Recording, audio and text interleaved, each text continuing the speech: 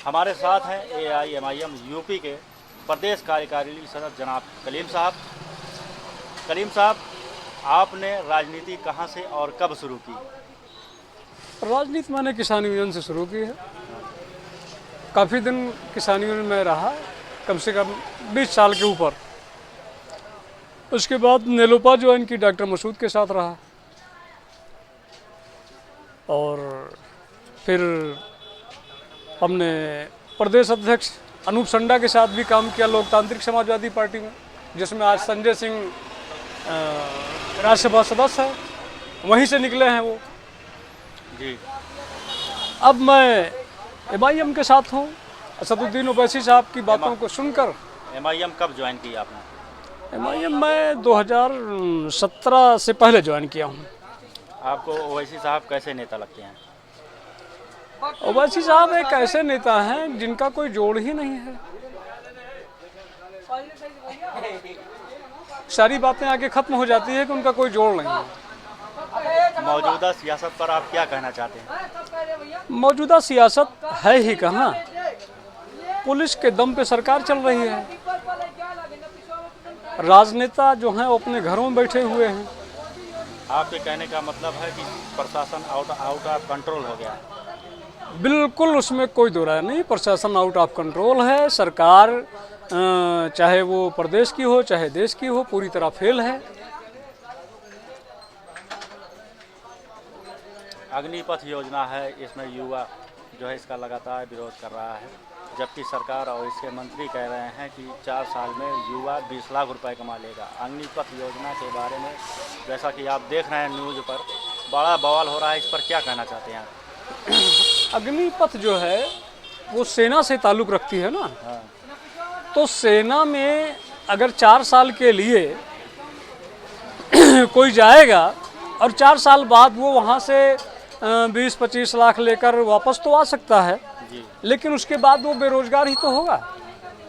और जो 4 साल के लिए जाएगा वो देश पर मिटने के लिए क्यों जाएगा?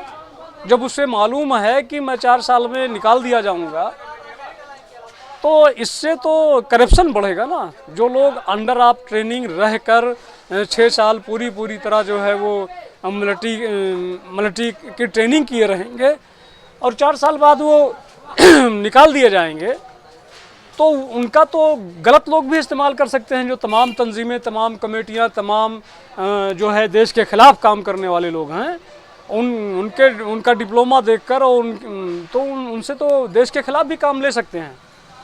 आपने टिकैत से राजनीति शुरू की, मतलब किसान यूनियन से राजनीति शुरू की। किसानों के बारे में क्या कहना चाहते हैं? मौजूदा हालात किसानों के क्या हैं, कुछ बताना चाहेंगे आप? अब किसान के बारे में क्या कहें मैंने कुछ देखा, इसलिए किसान यूनियन से भी मैंने नाता तोड़ा। जी।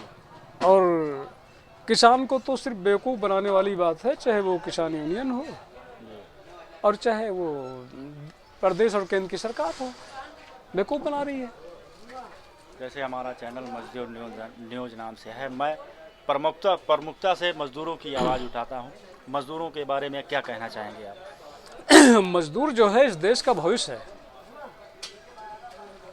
और आप मीडिया के लोग इस देश के चौथे स्तंभ हैं। आप चाहे जुडिशरी हो, चाहे विधानसभा हो, चाहे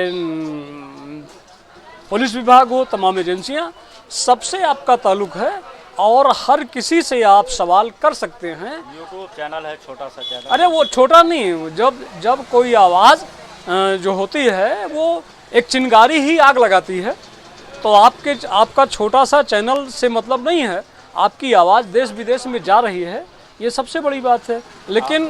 लेकिन कि देश के लिए आवाज़ उठाएं, गोदी मीडिया बनकर न रहें।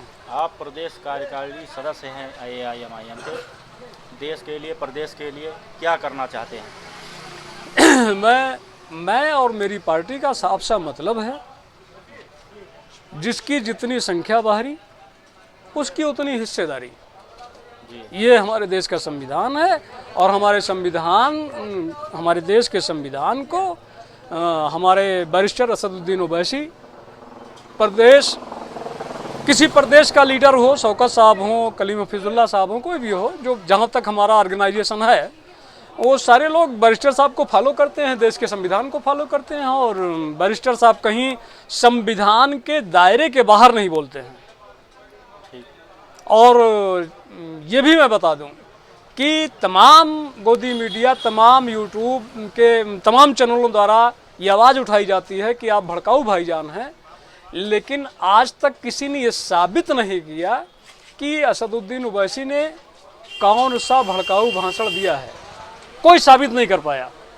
और इलेक्शन पीरियड में मोदी जी को चुनाव आयोग नोटिस देता है, अमित शाह को चुनाव आयोग नोटिस देता है,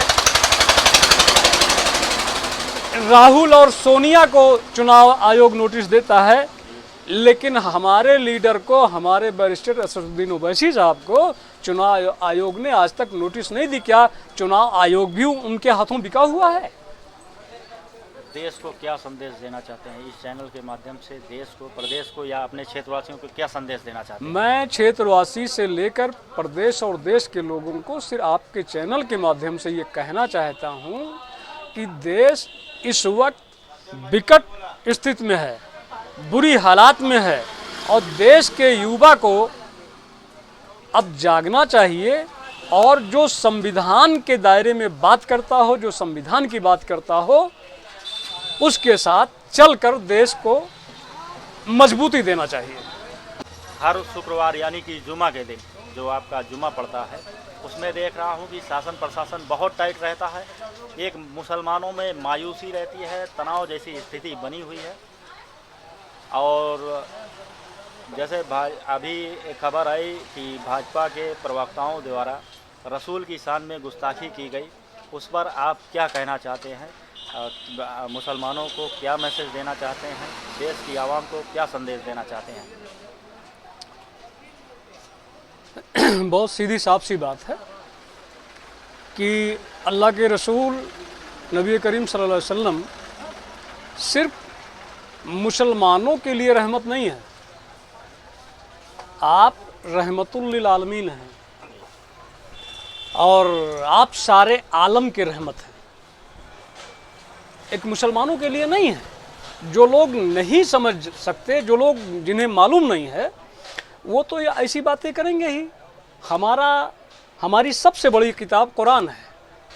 कुरान से बड़ी किताब मुसलमानों के लिए कोई किताब नहीं है। अल्लाह ने अपने कुरान में फरमाया कि लकुम दीनकुम वलिया दीन, तुम्हारा दीन तुम्हारे लिए, औरों का दीन औरों के लिए। हमें तो यहाँ तक मनाही है कि हम किसी के दीन पे कोई टीका टिप्पणी ना करें। हम अपने, अच्छा, और भारत का संविधान भी यही है कि आप अपने दीन पर मुकम्मल तौर से कायम रहो, लेकिन दूसरों के दीन पे कोई छीटाकशी न करो, और ना मुसलमान करता है। हमारे नबी करीम सल्लल्लाहु अलैहि वसल्लम के शान में गुस्ताखी जो नुपुर शर्मा ने और नवीन जिंदल ने किया, और आए दिन तमाम बीजेपी के कुछ न कुछ छोटे भैया बड़े लोग किया करते हैं। आज मुसलमान एहतजाज तो कर रहा है, मुसलमान आंदोलन तो कर रहा है, लेकिन मुसलमान ने इसके बदले में आज तक कभी गैर मज़हब के देवी देवताओं के खिलाफ कोई भी टीका टिप्पणी नहीं की है। मुसलमान वो चीज़ है। मुसलमान को समझते क्या है लोग? मुसलमान के बारे में इनको समझ ही नहीं है। जुमे की नमाज का मतलब ये नहीं कि हम आंदोलन करने के लिए जुमे में इकट्ठा होते हैं। जुमे का मतलब जमा से है कि तमाम लोग जब इकट्ठा होंगे तो वो जुमा होता है, जमा से जुमा, ठीक है ना। और जुमा एक साथ लोग पढ़ते हैं, हमेशा पढ़ते आए हैं। रहा कि जो शरारतें हैं, शरारतें नहीं होनी चाहिए, हम भी ये कह रहे हैं। कानून को हाथ में नहीं लेना चाहिए। भारत का जो संविधान है, हमारे लीडर ने ये कहा कि देश ना गीता से चलेगा ना कुरान से चलेगा, देश संविधान से चलेगा।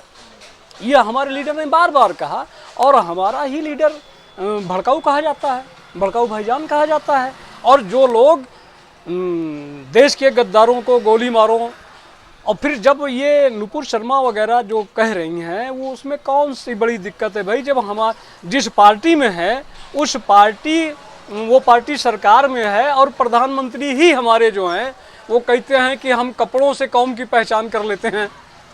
तो अगर ये लोग ऐसा कह रहे हैं तो क्यों कह रहे हैं? अगर इस तरह से हमारे प्रधानमंत्री ने कभी नहीं कहा होता तो आज ये जो लीडर हैं बीजेपी के, इनकी कभी हिम्मत न पड़ती कि हम किसी के मजहब के खिलाफ छीटाकशी करें।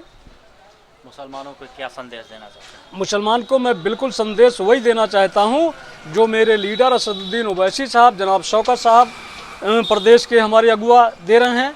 यही मैं भी प्रदेश कमेटी में रहते हुए यही चीज़ मैं भी अपने मुसलमानों को मैं इस प्रदेश और देश के आम इंसानों को ये संदेश देना चाहता हूँ कि भाईचारा सबसे बड़ी चीज़ है, भाईचारे से बड़ी कोई चीज़ नहीं है। और हर धर्म का लोग, हर मज़हब का आदर करें, सम्मान करें।